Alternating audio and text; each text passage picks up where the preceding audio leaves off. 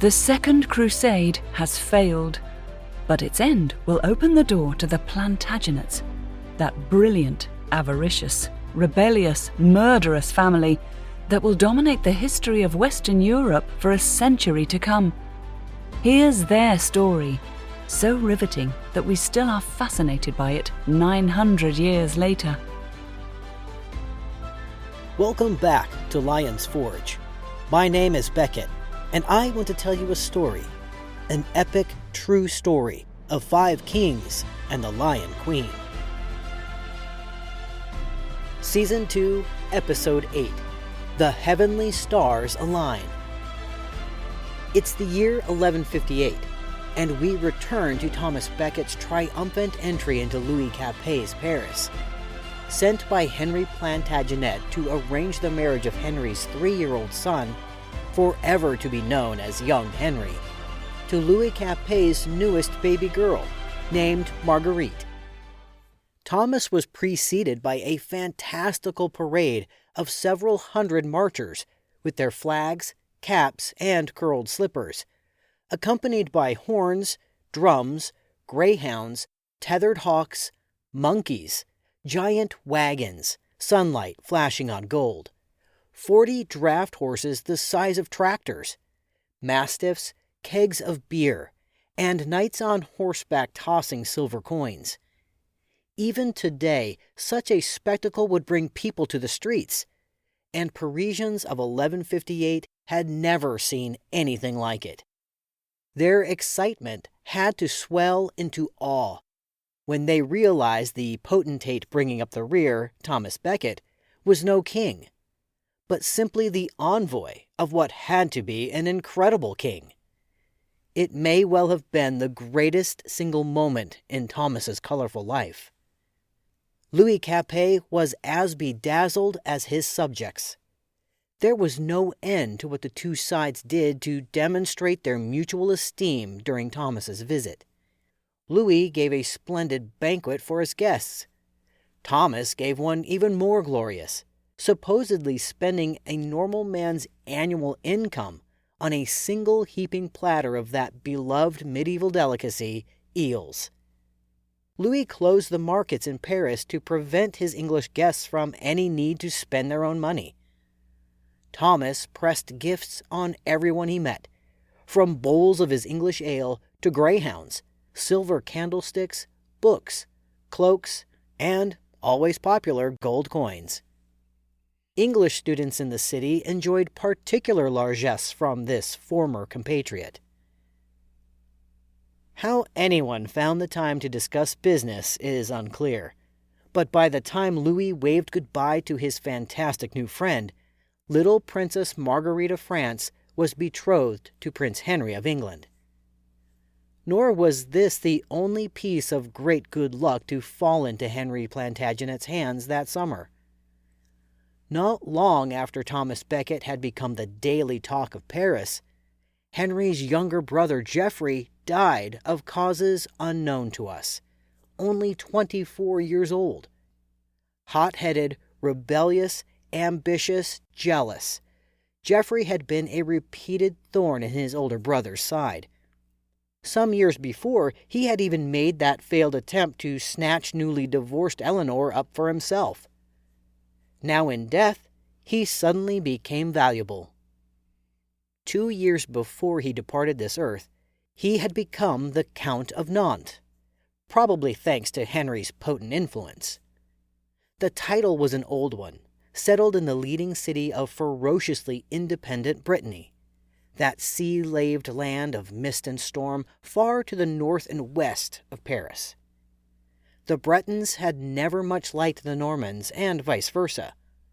But Henry had been in a position to help resolve a local civil war when the citizens petitioned his advice as to a new ruler. The king probably was the one who suggested that his dear brother would be an ideal choice. Now that Geoffrey was dead, Henry pounced to add the Nantes title to the Plantagenet roster, putting himself in position to absorb the entire country. Freed of that strategic detail, Henry arrived on the continental coast late in the summer to negotiate the details of Princess Marguerite's marriage to his son. He settled in Gisors, that old town with its ugly castle and revered ancient elm, located in the Vexin, the age-old border zone between the Normans and the French. For generations, the territory had been split between the two sides.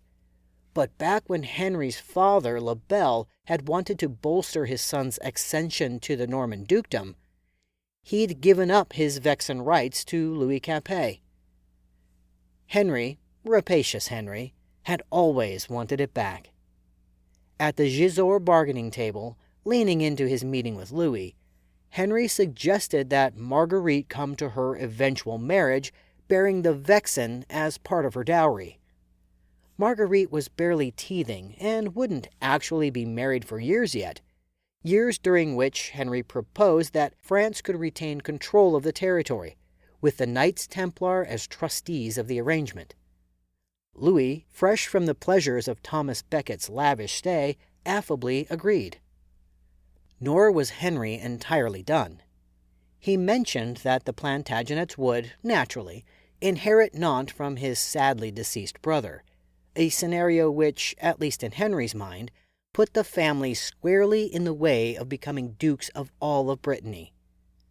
The French had been pushed out back in the 800s, so Louis, who had no real control of the region in any case, had no objection, and Henry was able to slap yet another title and another piece of valuable property onto the family rolls. Henry was still obliged to go to Paris to get the royal baby so that she could, as was the custom, be taken to his court to be raised. It might be remembered that his own mother Matilda had been raised by the Germans in advance of her marriage to their emperor. Unlike his chancellor, Henry made an almost humble appearance in the city, one he hadn't seen since the days when he and Eleanor of Aquitaine had first laid eyes on each other. He toured churches with Louis, handing out fistfuls of alms, no doubt chafing for the chance to get back on the road. But he met an unaccustomed obstacle. Louis refused to let his baby daughter leave. Louis's unspoken objection was undoubtedly the woman who loomed over his life. Impious, scandalous, lamentably powerful, and audacious Eleanor. Henry may have been ruffled by this snag, but he was a resourceful man. His chief justiciar for Normandy was a gentleman named Robert of Newburgh, whose family lands were near the French-Norman border. Honest, trusted, responsible, Newburgh was accepted by the French as a guardian for the little princess, who left her parents at the age of some 14 months to be raised by strangers, simply because such was tradition. As for Louis, invited to tour the whole of Normandy, he was entirely d'accord with the remarkable Henry Plantagenet. In a grand display of hospitality, Henry even gave up his palace in Rouen to better accommodate his liege lord. The two ended by dining affably together at the shrine of the Archangel Michael, that sea-washed mountain monastery we know as Mont Saint-Michel. Louis was soon telling anyone who would listen that the King of England was the most lovable individual he had ever known. This lovable individual, meanwhile, had managed in the course of a single autumn to gain Nantes, a first-tier claim to Brittany, and a French princess who would bring Henry the Vexin, and a Plantagenet shot at the French crown. It was as if he were Europe's magnetic center, other men mere steel shavings looking for their lodestone. Eleanor, newly delivered of another son, named Geoffrey after his paternal grandfather, chose this happy time to raise an ambition of her own, Toulouse. It might be dimly recalled that her own grandmother Philippa had gone to war to hold her inheritance in Toulouse, one of the dominant powers south of the Aquitaine. Philippa won her war against her cousin, but her bawdy husband, Eleanor's grandfather William IX of Aquitaine, was less thoughtful. He mortgaged it off to help finance his crusading, and the Dukes of Aquitaine never did regain control of the territory. Instead, it passed to the Saint-Gilles family, which could almost match title for title against the Dukes of Aquitaine. Wealthy, educated, highly cultured, veterans of the Great First Crusade, contenders for the throne of the Kingdom of Jerusalem, and founders of the County of Tripoli in the Outremer. They were a powerhouse in their part of the world.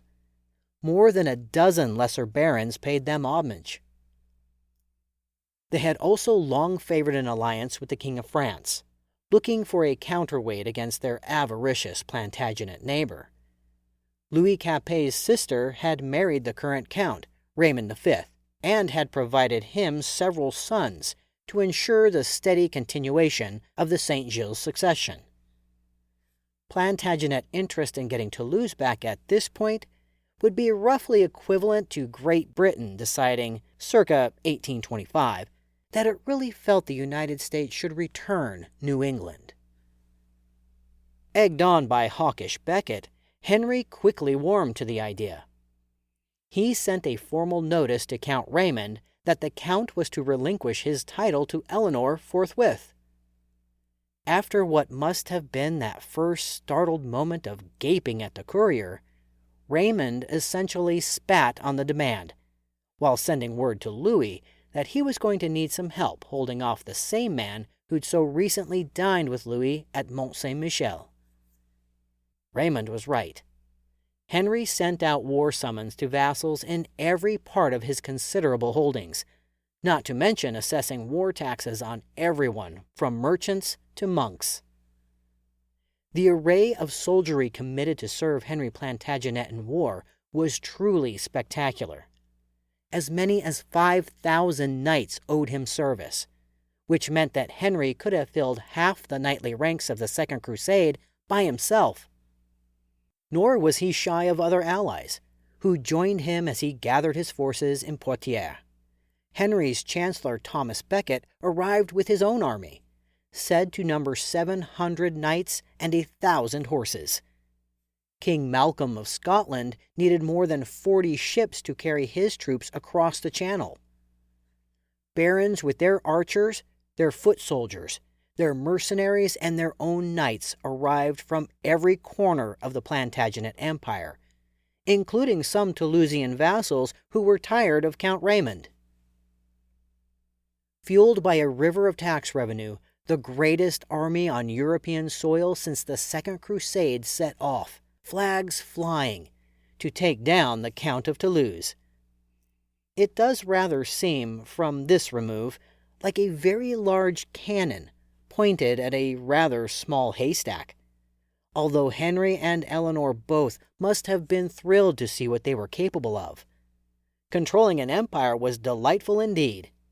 There was just one problem with Henry's splendid army headed off to besiege Toulouse. It failed. Henry was brilliant at the thrusting attack, the lightning-quick defense. His skill at taking fortifications thought impregnable, often in mere days, was considered almost beyond belief. For some reason, though, he soon lost interest in Toulouse, possibly because the place kept holding out, thus turning a military siege into a civil engineering job, one which required steadiness, calm, attention to detail, and virtually limitless patience, arguably the qualities Henry did not possess. There might be excitement if attackers tunneling under a wall ran into counterminers coming the other way, but otherwise this fight soon offered Henry little besides sweltering boredom under the summer sunblast of that semi-tropical land. Day after day spent watching siege machinery target the city's walls. He turned the army over to Becket, escaping the drudgery of it all. More weeks passed, very slowly. Men got sick from bad food, bad water, and bad hygiene. Thousands of horses ate everything that could be grazed for miles. The occasional arrow, launched by a defender every bit as bored as the besiegers, took out an eye here or a knee there. It got hotter. Food got shorter. water got fouler. Toulouse arrogantly held. Then, in September, the King of France, who had unsuccessfully attempted to mediate the situation earlier in the summer, broke the monotony by arriving with a small personal retinue rather than an army. His request was modest. He asked only if he could be permitted to enter the city gates to see his sister.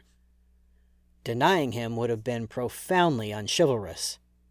Henry signaled approval.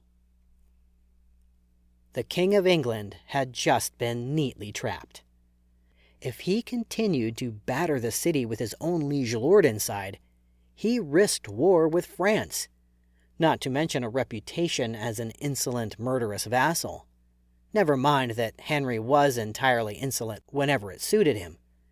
Besieging a city with its king inside sent a rather dubious message to restless vassals of his own.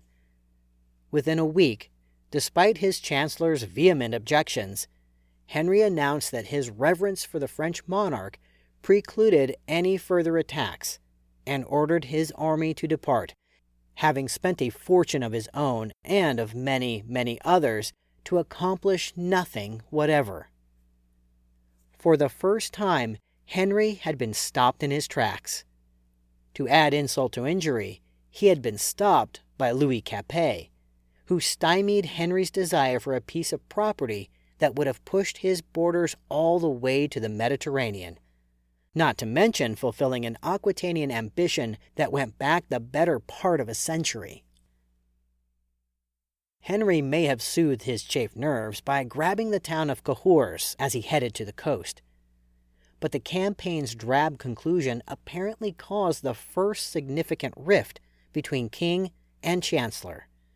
It's said that the two quarreled publicly, with Henry pinning the blame for this humiliating, expensive failure to his chief advisor's chest. Eleanor, serving as regent in England, must have been delighted at the news. She had always disliked her husband's favorite. Henry swept off to England in a Plantagenet rage, while Becket directed his own fury at attacking local castles. Indeed, he proved quite good at it, capturing 3 major fortresses and reportedly unhorsing a French knight in hand-to-hand combat, no minor feat. This certainly wasn't the era of the saintly Thomas of legend, since more than one observer described Becket's grip on the conquered countryside as brutal. When the two next met, King and his chancellor, this cloud on their perfect amity would seemingly be forgotten. After all, as this king's secretary, Peter of Blois, said, once the king formed an attachment to a man, he rarely gave him up. As for Henry and Eleanor, this queen whose ambition had seeded the idea of Toulouse, this Christmas season did not see the Queen of England pregnant. After 5 pregnancies in 6 years of marriage to Henry, she would not be pregnant again for 3 years. The year after the unsatisfactory end to the siege of Toulouse, Henry felt compelled to rush his daughter, 3.5-year-old Matilda, to Normandy.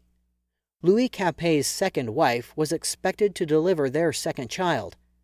Everyone believed that Louis, who had fathered nothing but girls in 15 years of marriage to 2 women, had to be due for a son at last, and Henry was determined that any Capetian prince who might be born was going to marry his Plantagenet princess.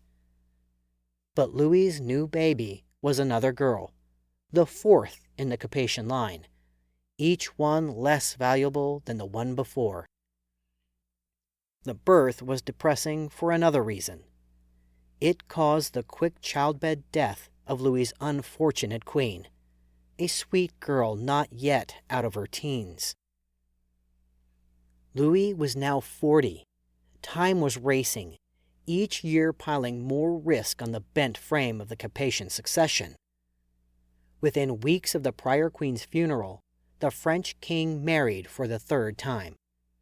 The new 20-year-old queen was named Adele. She was of the house of Blois-Champagne, which Louis had once viciously fought in the war capped by the disaster at Vitry. Now, the Blois family settled itself quite happily on the cushions of the Capetian throne. Henry Plantagenet took note of this new dynastic turn, since his predecessor, King Stephen, he of the anarchy, was also of the House of Blois. Despite all the turbulence of Stephen's unhappy reign, there still were people who had liked him better than they liked the Plantagenets. The unthinkable had to be considered. A little princely son of this new French queen could be a formidable rival, if not to Henry, then to Henry's boys. Henry had never lacked penetrating intelligence.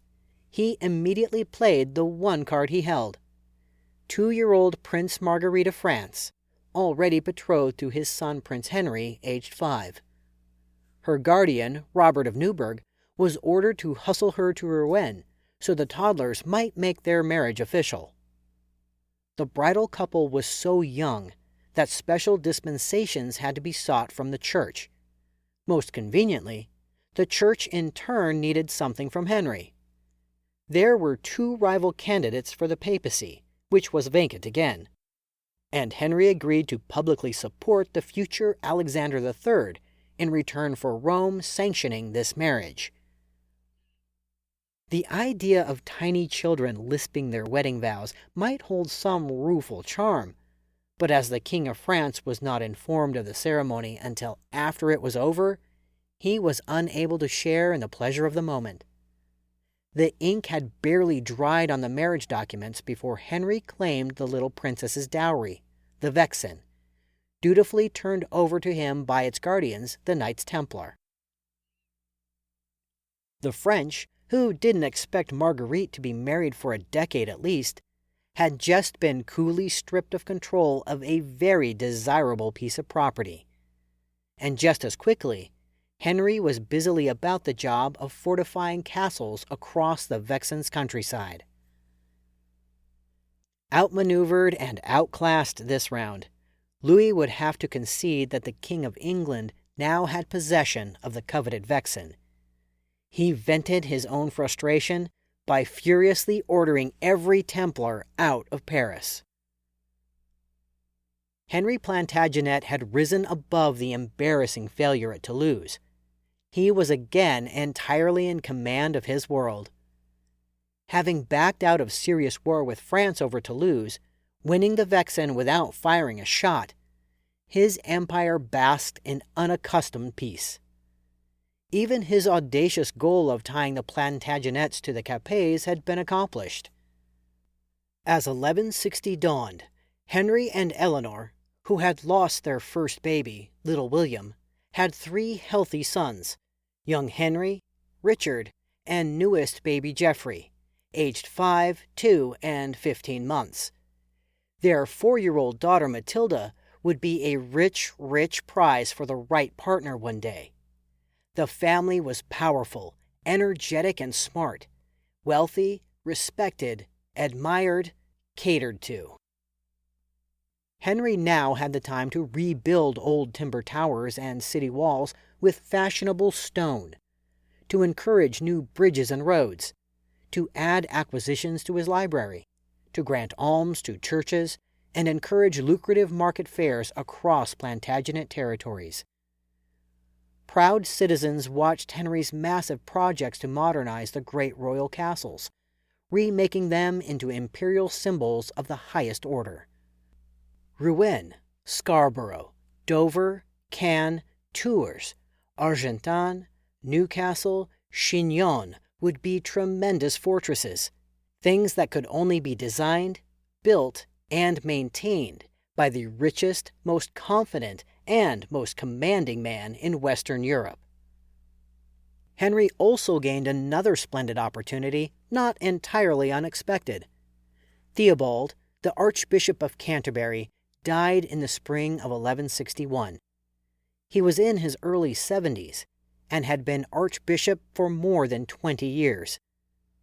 Notoriously unsentimental Henry and Eleanor owed the old man an incalculable debt. Theobald truly had helped make Henry Plantagenet the King of England. Theobald had been King Stephen's archbishop too, but had treated Stephen with considerable independence of thought and will. He had refused to consecrate Stephen's son Eustace as the heir to the throne, and then, when Eustace died, had backed Henry as Stephen's successor. When Stephen died, Theobald served as regent, holding a broken country together while Henry stalked the beach at Normandy for 4 weeks and cursed the weather that kept him on the wrong side of the Channel. Once Henry had at last reached London, Theobald crowned Henry and Eleanor rulers of England, as archbishops of Canterbury had done since ancient days. And he had put brilliant Thomas Becket squarely in front of Henry for the job of chancellor. Now, the old archbishop was gone, and Canterbury, the richest, most powerful, and most esteemed religious office in the Plantagenet Empire, was vacant. We've come to the end of our story for the time being. I am Becket Arnold, narrating from the book Lion's Forge, adapted for us by the author Karen Markle Knabb. Thank you to Francis Butt for voicing our introduction and Eleanor herself. If you like what you hear, please give us a rating, follow our channel, and share us with your friends. Most importantly, please join us again March 18th for the next episode of Lion's Forge, available everywhere you get your favorite podcasts, including on YouTube, with video episode trailers. Visit us on Facebook, where you can ask questions, leave reviews, and interact with me. Until next time, thank you for listening.